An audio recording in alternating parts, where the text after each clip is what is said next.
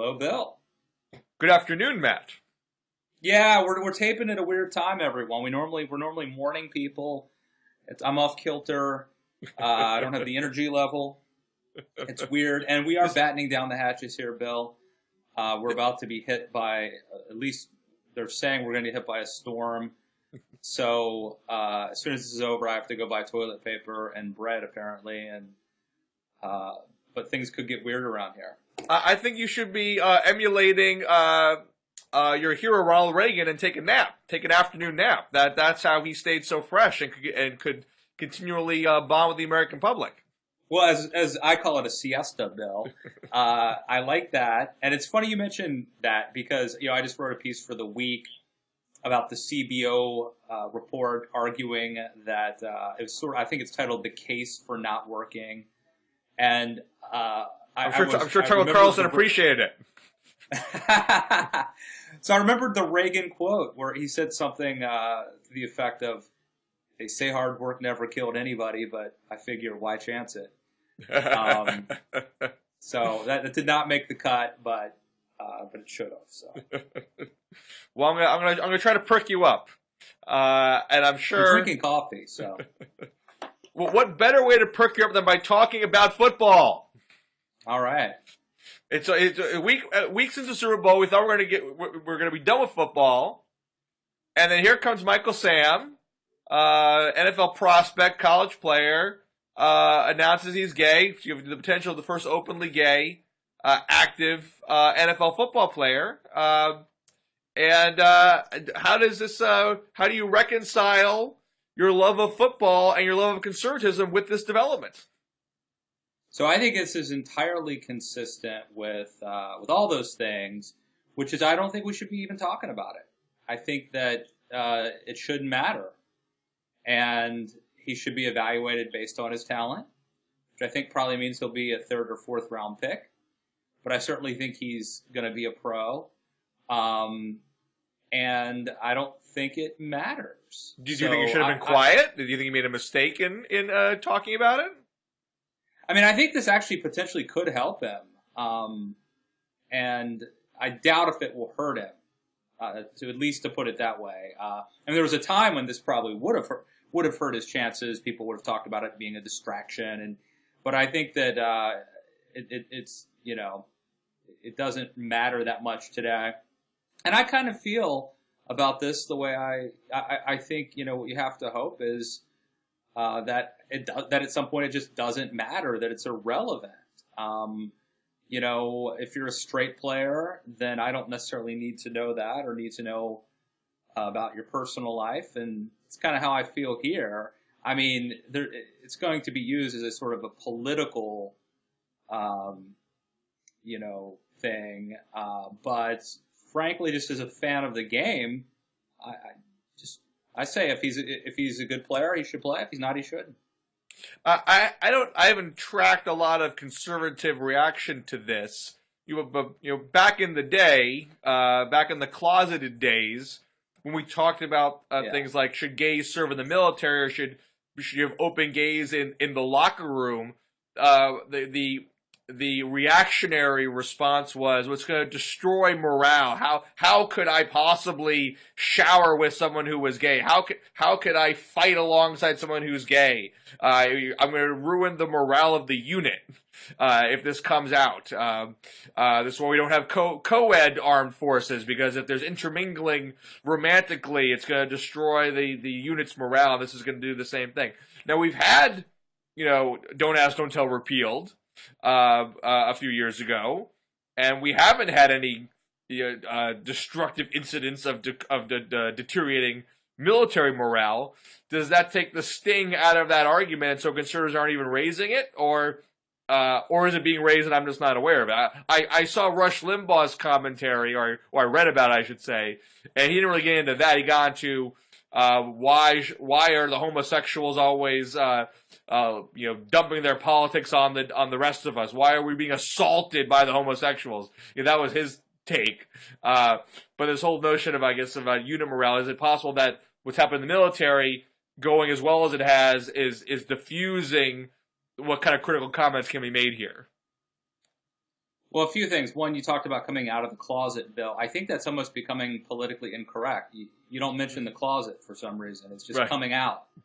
If you talk about people coming out, you never mention. I think to mention the closet is you may be a bigot, Bill. Is what I'm saying. It's more like a debutante thing now, right? You're being introduced.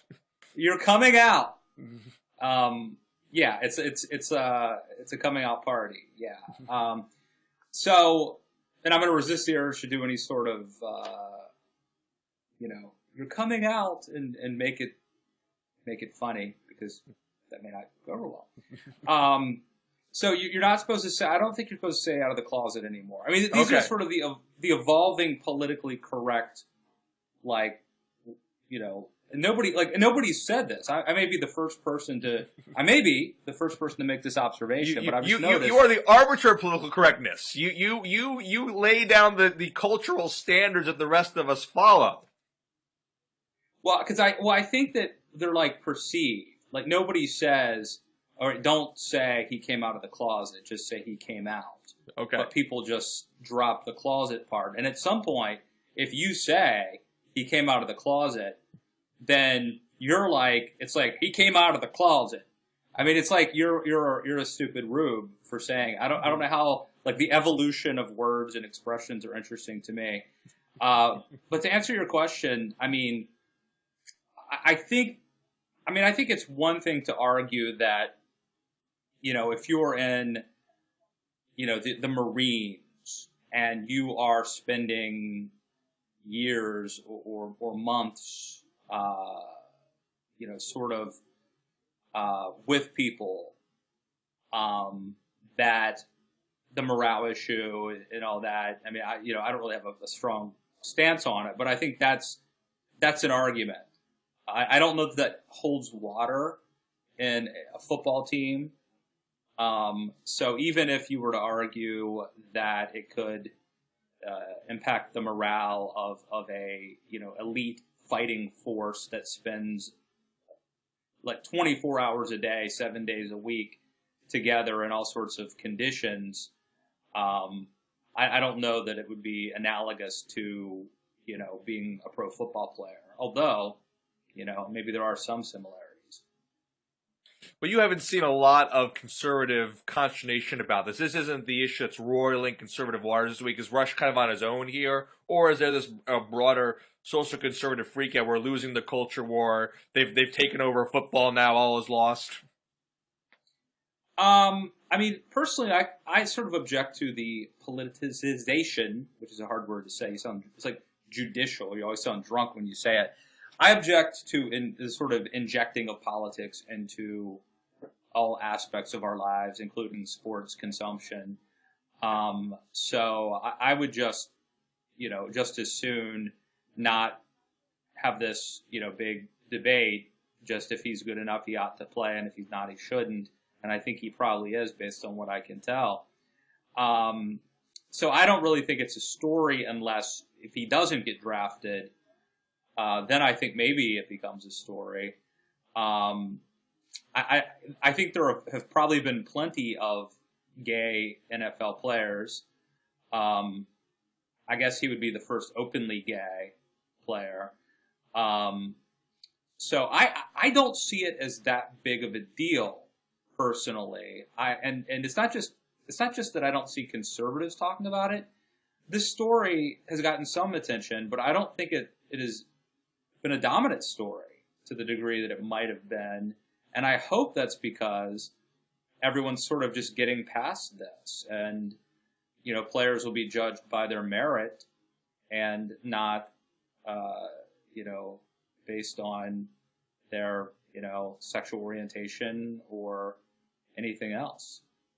Well, and perhaps the issue that is roiling conservative waters more this week than the Michael Sam story is the Boehner surrender.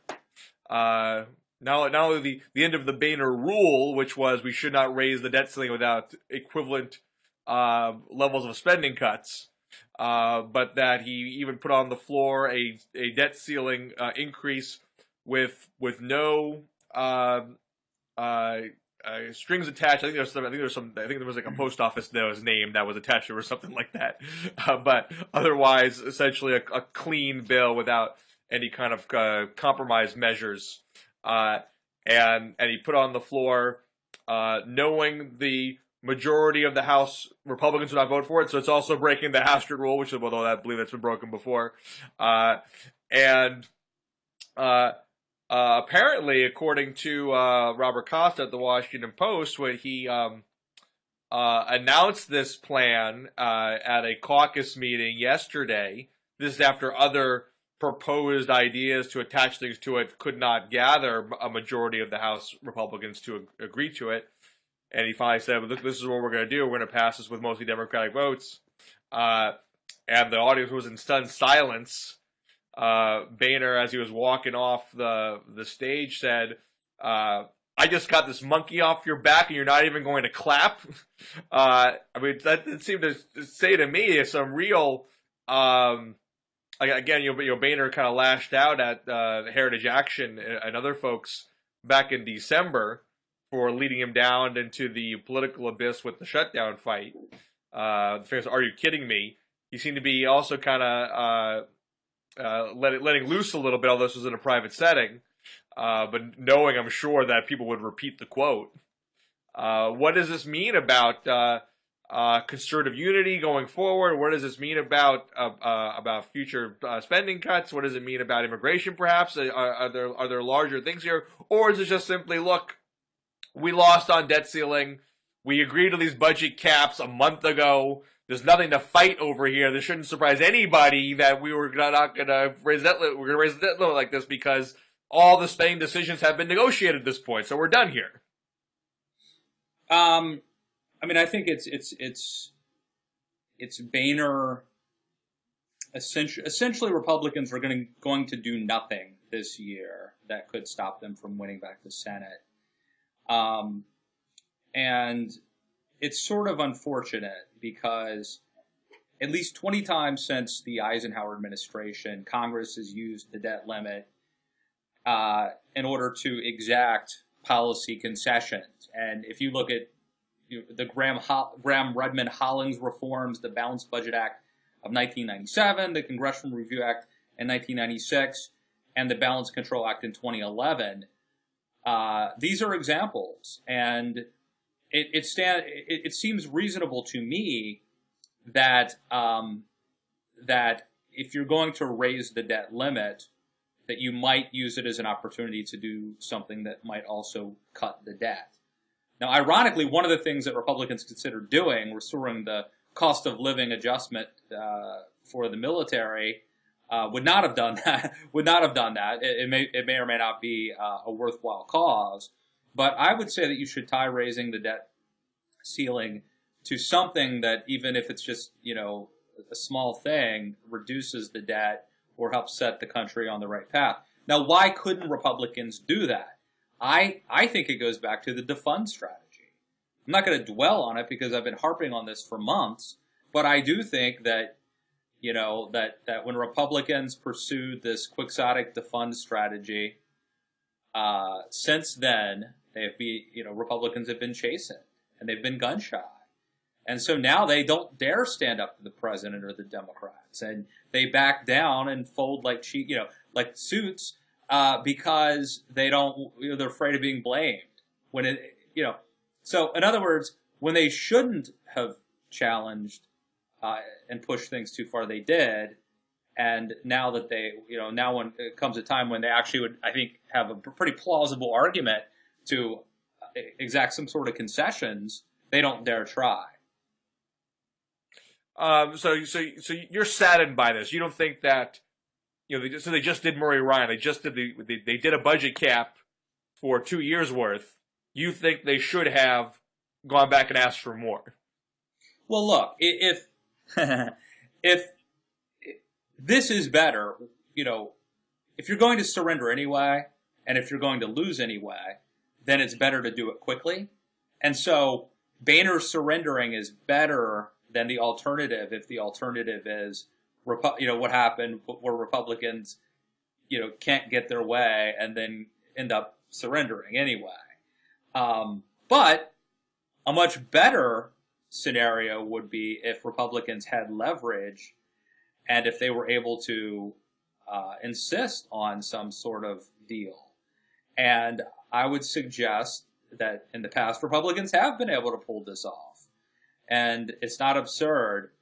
But I think that by pursuing the defund strategy, a few things happened. One, I think that they taught Democrats that Democrats can stand up to them and say, we're not negotiating, and that Democrats will get away with it. And they taught Republicans that Republicans will be blamed, no matter what happens, you know. And so I think that, you know, when you pick a fight you can't win, then that sort of destroys your credibility. Then when you really have, you know, when you have to stand up to somebody. And I think that's where the situation that Republicans are in now. They can't bluff. They can't negotiate. Everybody knows they're going to back down. They have no game. So, you know, I think this was a foregone conclusion. So I mean, I generally agree with that. I'm sorry, go ahead. I mean, I agree with that. I mean, obviously, I think the defense strategy was such a colossal botch that it strips you of all political capital and leverage. So I don't disagree with that. But I think there is another aspect here, which is you can only cut so much. I mean, obviously, conservatives believe you can cut a lot more than we are right now. I understand that, but I do think there is a floor politically of what you can accomplish. And you know, they pulled the debt ceiling hostage move in 2011 more successfully, and that was a situation where that if Obama kept to a no negotiating posture and there was a debt limit breach and you did have an economic catastrophe, it would really splatter on Obama and jeopardize his reelection. So he did not have the same kind of leverage in 2011 that he has in 2013 and 2014. You know, some people say Obama made a mistake in 2011, but I don't think that really quite accurately assesses the leverage that he had at that moment. I do think Republicans had a bit of the upper hand at that point. But in that deal, you know, was born the sequester. The sequester was meant to be a fallback option, but it was a way to say, okay, we'll raise the debt limit if there is X amount of deficit reduction, one way or the other, you know, in a more gradual way, over a longer period of time, or in a more abrupt way, vis-a-vis the sequester. And you got the sequester, and that the rough edges of the sequester got smoothed out in Murray Ryan last month, so it's not quite as deep as it was in the first place, but it's still a pretty significant cut. You know, folks on the left still call it a version of austerity, and there's only so much more you can cut without really going after some sacred political cow. So I don't know if there was that much, if there was more in that well to drink at this point. You might have to just accept the fact that you got a good amount of cuts out of this process. The process is played out. Move on to the next argument. Well, the debt's ridiculously high. So the notion that you can't find more cuts, you know, I don't buy. I will say that, you know, they may have gotten the low-hanging fruit. That would be, you know, much less painful. But, you know, it's interesting because I just feel like Republicans are now in this state where they're just trying to survive. You know, they're sort of playing, it's a prevent defense, to go back to the football analogy. They're playing a prevent defense. And what this means is, you know, in football, if you're up, you know, it's getting late in the game and you're up by, let's say, 10 points, and you change how you defend.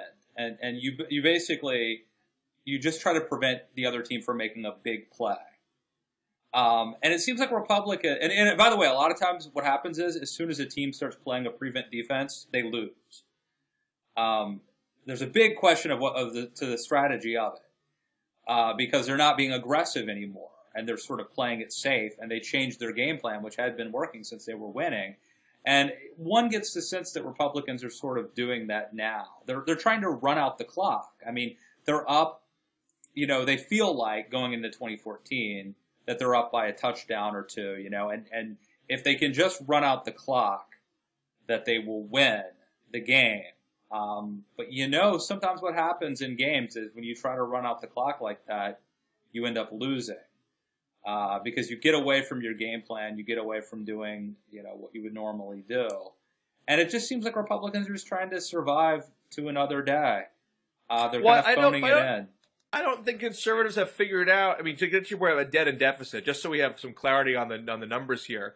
On one hand, the deficit, the annual budget deficit has been greatly reduced since it was ramped up with the Recovery Act in 2009, 2010. Since then, it's come way back down. It's projected to be 3% of GDP in 2015, which is where Obama said he wanted it to be. It's where Simpson Bowles was essentially shooting for. They went a little bit below that. That is, it's not budget balance or budget surplus, but it's considered a relatively manageable level of annual deficit. At the same time, you have your accumulated debt is still around, I believe, 70% of GDP, which is definitely above average level of debt. It's never zero, but 70% is on the high side, and you're obviously not going to reduce that. Well, you could reduce it two ways. One, you could grow the economy, so it's relative to GDP. The economy grows more, your relative debt shrinks, so you can obviously do it that way. Or you got to get into budget surplus and start paying down debt. And I think if conservatives are going to argue we got to get into budget surplus and pay down debt in that way, you got to articulate what are you going to cut to get there. And I don't feel like conservatives, they kind of get close to that sometimes, and then the rubber hits the road and they back off because it gets politically hot. I just don't know if you're going to get to that point unless someone's willing to lay all the cards on the table and say what they're going to do. So, well, in any event, this is an interesting situation because on one hand, I think you have people saying that Boehner, won in a sense because he, it's ironic, but surrendering, there's a bit of like jujitsu there almost. I mean, he avoided Republicans going through this bruising, loss, which they would have done in this environment. It happened pretty swiftly. And it doesn't really change the conversation. It doesn't distract from Obamacare. It doesn't harm the Senate chances to take back, Republican chances to take back the Senate. And by the way, interestingly, there was a report, I don't know if it's true or not, that Tom Cotton was furious that they were going to try to attach the cost of living adjustment fix for military veterans to the debt ceiling, because Cotton is a veteran who is very pro-military, running against Mark Pryor in Arkansas, and he's also a hardcore fiscal conservative. So if they had tied, if Boehner had tied the COLA adjustments to the debt ceiling, it would have put Cotton in a really bad position. He wanted to vote against raising the debt ceiling, but he couldn't vote against the COLA adjustment. And so that was avoided. And I think you could say that Republicans managed to escape this without changing the narrative at all in terms of their ability to win in 2014 in November. My only concern would be, then what? Because I don't think that they really stand for anything. I don't know that there's any real, they're doing everything they can to take back the Senate. And when they win, they're not really going to have a mandate. And if they think that the electorate's going to look the same in 2016, if they're foolish enough to think that they do have a mandate, they don't have their mandate is they're not as bad as Obama, and they're not doing anything stupid to mess that up. That's their mandate. And so it may lead to a false sense of security for them, but they really don't have any agenda as far as I can tell. Well, to that end, we still have. Do you think that immigration is still alive right now? We talk about this a lot. It seems like every week there's a shift in tone, a shift in body language, a shift in momentum. Lots of folks last week thought Boehner was pulling the plug on it, with his comments that until Obama proves his trustworthiness, and that we can't do anything. But if he lashes out his caucus like this, as he did by saying, you're not even going to clap for what I'm doing for you, it doesn't strike me that the tail's wagging the dog here anymore. He seems to be doing what he wants to do, and by all accounts, he would prefer to do immigration. He hired Becky Talent to be his point person on immigration. He thinks it's the right thing for the party long term. Does this say to you that he is not under the thumb of the Tea Party caucus here going forward? That he does want the Republicans to have an agenda. He doesn't want to do something affirmative before the year is out. I don't think Boehner has the juice to do anything. I really don't. I mean, I don't think he can. The only way he can pass immigration reform is to completely sell out the Republican members of Congress. Didn't he just do that? With the debt ceiling? No, I don't think. I think this is different. I do. And by the way, in a side bill, I just posted. I mean, I don't know how big of a deal this is, but we've talked about this sort of thing before. But Dan Nowicki at the Arizona Republic reports on this fair immigration reform movement press conference, where you have these immigration reform activists saying, "Persuasion only goes so far. Any lawmaker who does not support comprehensive immigration reform should expect relentless and constant confrontations that will escalate." Another one said, "No Republican is safe. We prefer to be legislative, ... But if they squander the opportunity, we're going to insist on President Obama to take immediate action." So they're sort of threatening payback. It sounds like they're going to start harassing Republicans, like we talked about before, approaching Boehner at the diner at the counter of Pete's Diner. When that happened before, Boehner moved. Boehner hired Becky Talent. Boehner said he issued his principles. He didn't flinch from the issue after that confrontation happened. Well, I mean, I think Boehner, maybe they're trying to work the refs. I mean, I suspect Boehner has always wanted immigration reform. But like I said before, Bill, I mean, if this becomes, if you start having video of immigration reform activists harassing people, showing up at their house, confronting them at restaurants, I think that it would have the effect of making it much harder to persuade conservatives to support immigration reform. And I think that, of course, leads us to all sorts of places. Well, now another issue of friction between establishment and Tea Party seems to be gearing up in Kentucky, where I guess this ad wasn't formally announced. It's not running on TV or anything, but it is on the Senate Conservatives Fund website, where they really go to town on McConnell in Kentucky, right? On behalf of the Tea Party challenger Matt Bevin, where they basically, I assume this is like a real low blow in conservative circles. They compare McConnell to Lois Lerner from the IRS.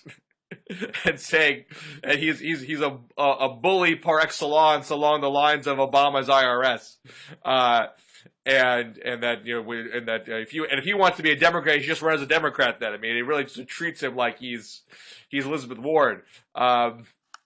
Is this going to be the way the whole primary season goes? Is this an all-out war moment, or is this isolated to McConnell? No, I think it's all out war. It's interesting because the Tea Party guy, Matt Bevin. I mean, if a Tea Party guy can be a huge business guy who owns like a lake house in Maine or whatever, I mean, if that could be a Tea Party guy, then the Tea Party guy, Matt Bevin, is trailing by trailing McConnell by double digits, and yet it's perfectly possible that that McConnell will beat Bevin and then lose to Allison Lundergan Grimes, the Democrat. So you do have that situation here where if your goal really is to take back the Senate, you have to wonder about this Tea Party challenge. And the problem, as far as I can tell, is that we're sort of scraping the bottom of the barrel now for Tea Party candidates. So, I mean, this ain't Marco Rubio or Mike Lee or Ted Cruz or Rand Paul. We're starting to get candidates that are more in the Sharon Angle rubric, I would say. And the problem with Bevin is that there's so many. What you need if you're going to run against one of these incumbents like a Mitch McConnell, you sort of need a few things. You need to catch them sleeping. They're not going to catch McConnell sleeping. You probably need some sort of a scandal, like Pat Roberts not living in Kansas. And even then, you probably also need to have a clear, stark contrast. So, if you want to paint Mitch McConnell as this rhino establishment guy, then you need to be ideologically pure and beyond reproach as the Tea Party candidate. And Matt Bevin just has all of these problems. There have been just story after story after story, that have come out. And he always has a real good excuse, right? Like, there was one story about he was saying that he went to MIT on his LinkedIn page, but he didn't go to MIT, but he went to something that was part of an MIT program or something. There's always like an excuse. And the most recent sort of, scandal, if you want to call it that, is, Politico reported that in 2008, as an investment fund president, Bevin backed the $700 billion Troubled Asset Relief Program, unquote.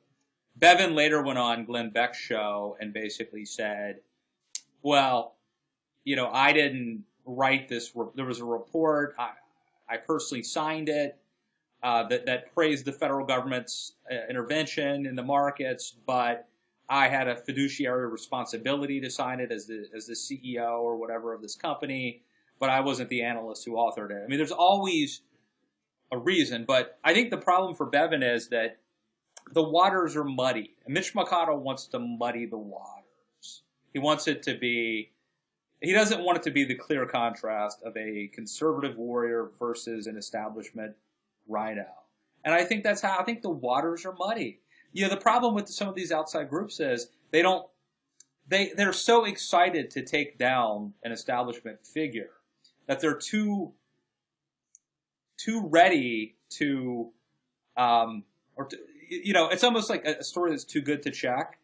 They don't want to really thoroughly vet these Tea Party candidates because they're so interested. It's whoever can help us defeat Mitch McConnell will support. But I have no reason to believe that Matt Bevin is a better conservative than Mitch McConnell, or that in 10 years he might not be more liberal than Mitch McConnell. There's nothing about his background that would lead me to believe that he's, beyond reproach. I mean, say what you will about Ted Cruz, but I think you could put Ted Cruz on the Supreme Court, and in 50 years he would be a hardcore conservative. I mean, he has a pretty long track record of being a conservative.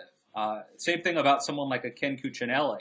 Say what you will about Ken Cuccinelli, but the guy's a hardcore conservative. Someone like Bevin, I don't know. It's popular to be conservative today. It's a smart move, right? If you want to be a U.S. senator and take out the minority leader, you can get a lot of people supporting you if you say you're the Tea Party guy. But I don't know if he is or not, and I think that's his problem. isn't it weird? Isn't it weird that if you're an outside group is going to, take a flyer on a relative unknown because they're so juiced up to take out an establishment candidate, when the establishment candidate here, McConnell, is practically a singular reason why much of Obama's desired agenda could not get passed. I mean, obviously you can quibble about a dealy cut here, a dealy cut there, his past history, doling out pork and whatnot. I know he's not a movement conservative, but he pretty much did the job. A lot of conservatives wanted at least 85% worth of what you want to get stopped under Obama. He stopped, and you're gonna risk that seat over a guy who's not even fully vetted. That just strikes me as sort of psychologically damaged to do that. I think there are a few things at play here. I mean, number one, I think we will concede Mitch McConnell's not a great movement conservative. And I think there's also just a stylistic thing. I mean, he's an old white guy. And, who needs that? He's not exciting. He's not And then I think there's also some sort of magical thinking. There's a sense that something magic. If we could just get rid of Boehner and McConnell, something magical would happen. That they're the problem. Let's attribute all the impotence, the weakness of Republicans, the lack of they're just not fighting hard enough. And if we just got rid of McConnell and Boehner, magically Republicans would become kick-ass. Except you would probably get John Cornyn and Eric Cantor. Or fill in the blanks. I mean, there was the Gingrich Revolution, but even eventually they became the establishment. And you had, the real conservatives, Joe Scarborough, standing up to them. A lot of the Contra of the American provisions couldn't get through the Senate. I mean, not like Gingrich didn't fight for them, he certainly did, but, there were some institutional blockages to getting everything you want all the time, no matter who you have leading the fight. Yeah. I mean, I think part of it is, I was pretty darn encouraging of the movement to get Rubio and Toomey and Flake and all those guys in, but when does the bloodletting end? And there's also how conservative is Pat Toomey? I mean, there was this huge effort to get to oust Arlen Specter, and Pennsylvania is a tough state, but Rubio is, as much as I think he's a sort of a transformative figure and a very good conservative and incredibly powerful rhetoric. A lot of conservatives would say well, was he that much better than Christ? I mean, I would argue he's much, much better, but people who were really worried about immigration reform, they may disagree. So, if you go through and you start if you were to do a scorecard for all of these people that conservatives ousted,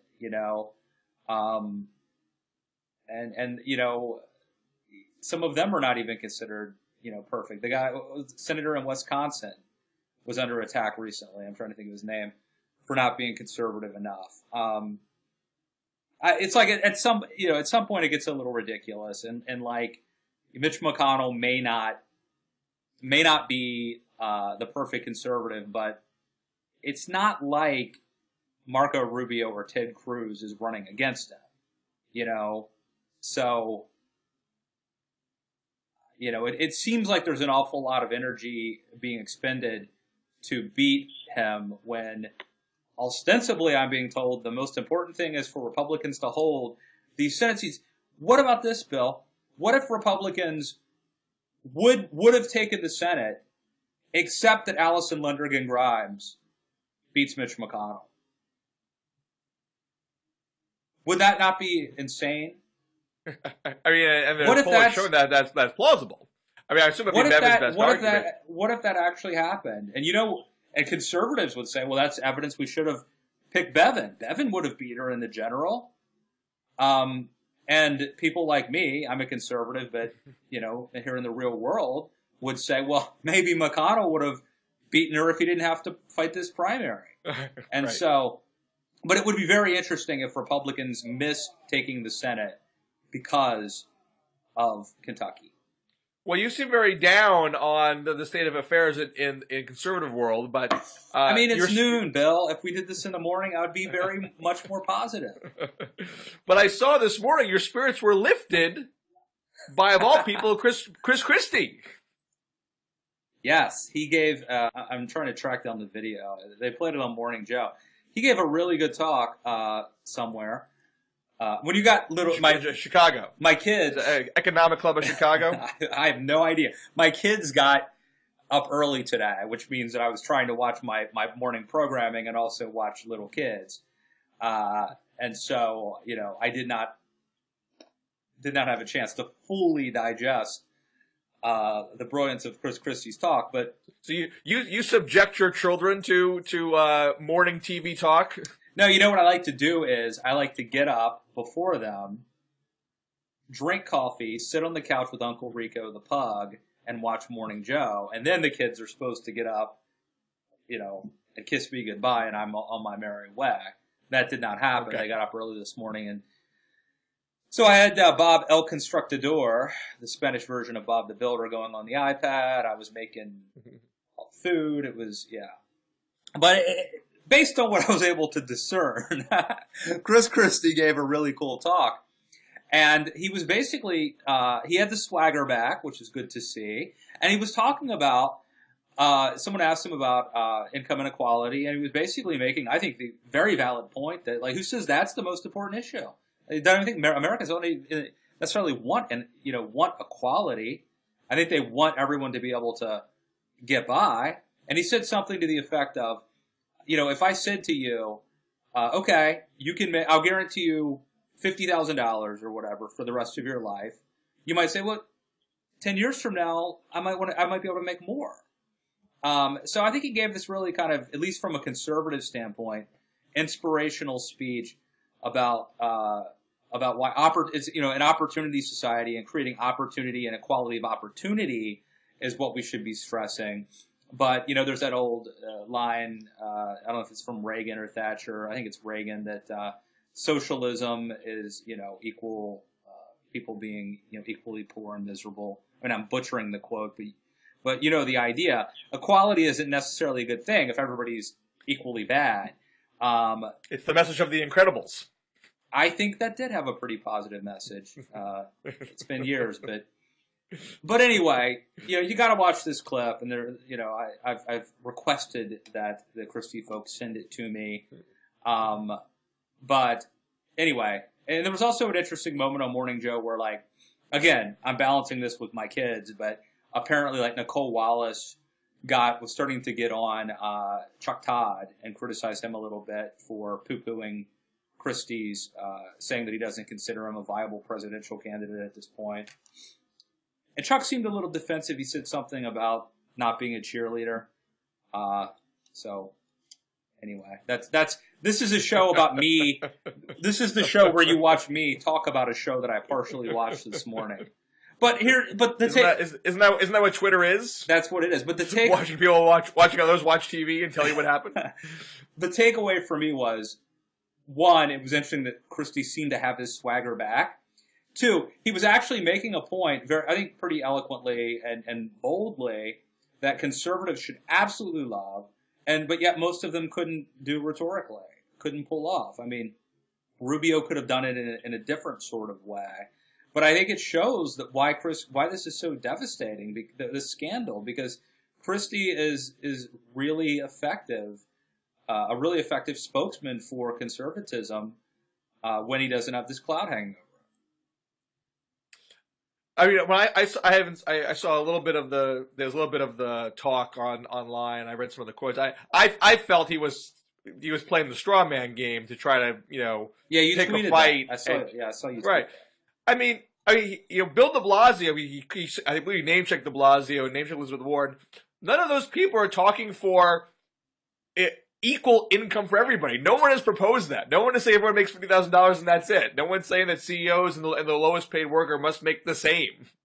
Obama's State of the Union address is all about equality of opportunity. He used opportunity far more often. I don't even know if he said the word inequality in the State of the Union address. There's a lot bunch just about opportunity. I don't think he's addressing the actual ideas that either the president's put on the table or even coming from liberal think tank quarters, or even what de Blasio's agenda is. Is he against, paid sick days? I mean, that's what de Blasio is talking about. Not that I will not allow Wall Street to make more money than janitors.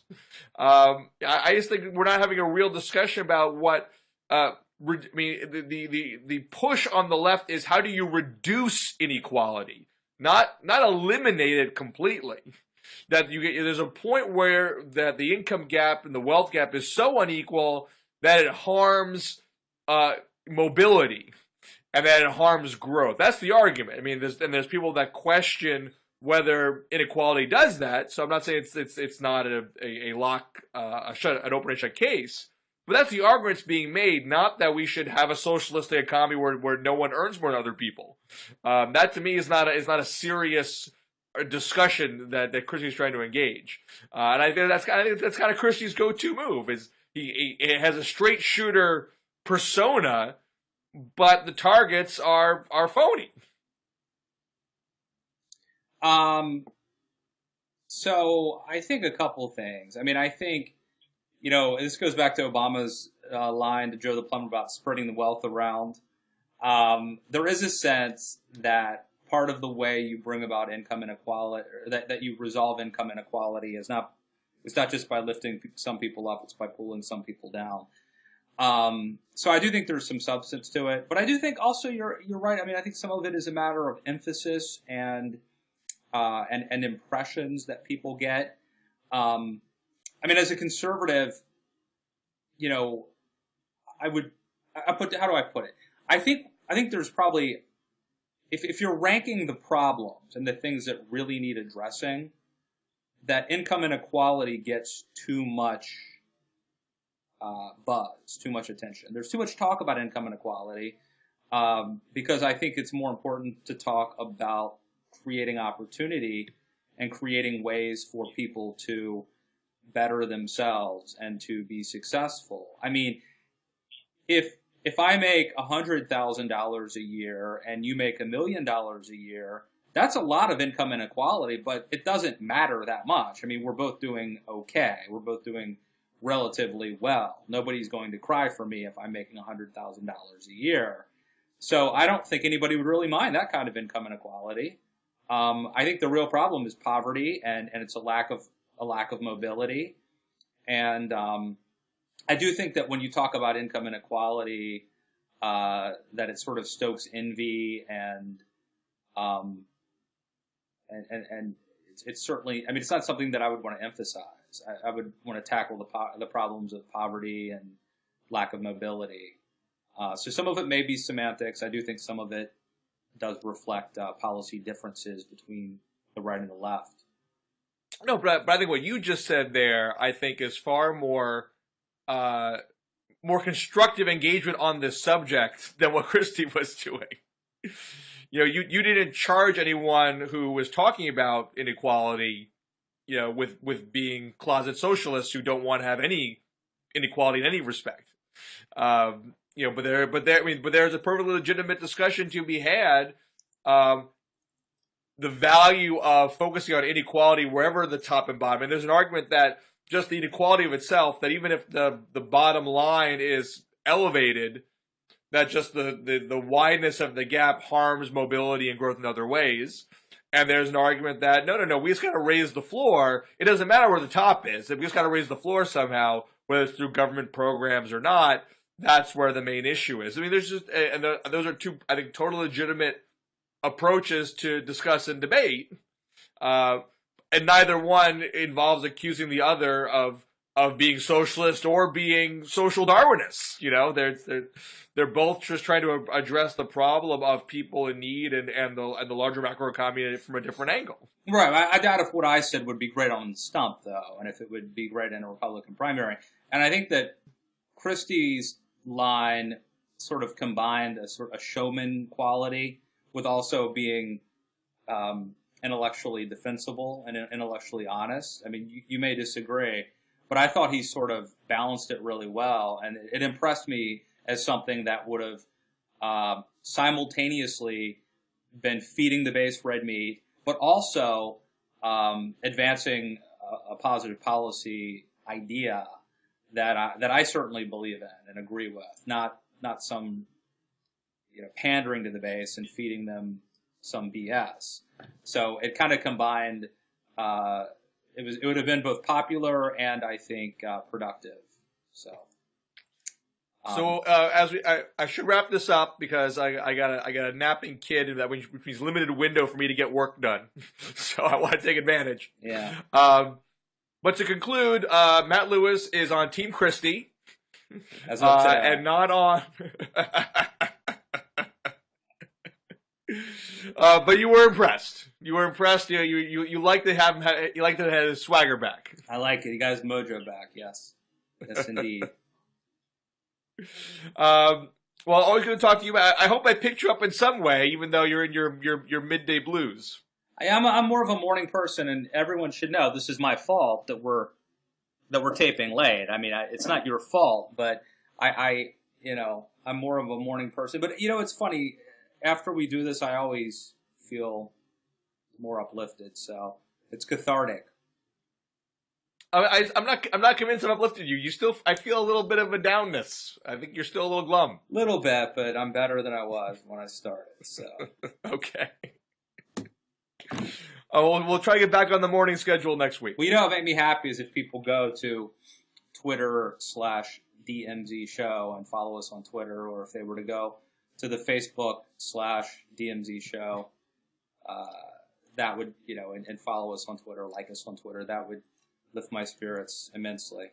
And people should also check out Matt Lewis left the DMZ to go to another Blogging Head show last week with Alyssa Rosenberg. What's the name of her show? Is it Film Critic, I think?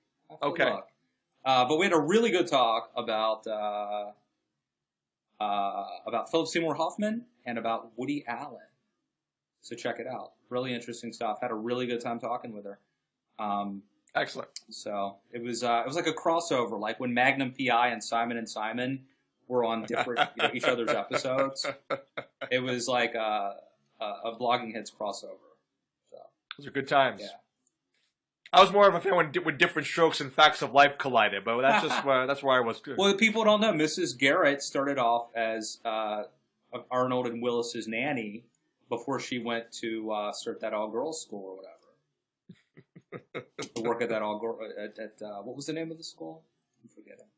Eastland School for Girls. Well, first it was like she ended up at Eastland High, but was it middle school or? Did you know that Molly Ringwald was originally that first season? Molly Ringwald. I am duly aware. And she got cut. Did you know that Adam? Well, did you know that Adam? The cast was really big at first. There was like 12 girls that first year, and then they whittled it down to the 4. Yeah. After they, Well, they whittled it down to 3, and then they brought in Joe as a new. So they only kept 3, and then they brought in Joe. But did you know that Adam Carolla grew up neighbors with Molly, like knows the Molly Ringwald family? And, I did not know that. Yeah. Interesting. He tells stories about knowing the stories he must have. Oh yeah. Apparently, her sister was the hot one, according to Carolla. So. Who knew? I did not. These are the things that I know. This is the information. This and the starting lineup of the 1983 Baltimore Orioles. I will plumb for more next week, sir. It's so exciting. All right, man. Catch you later. Take care. Bye.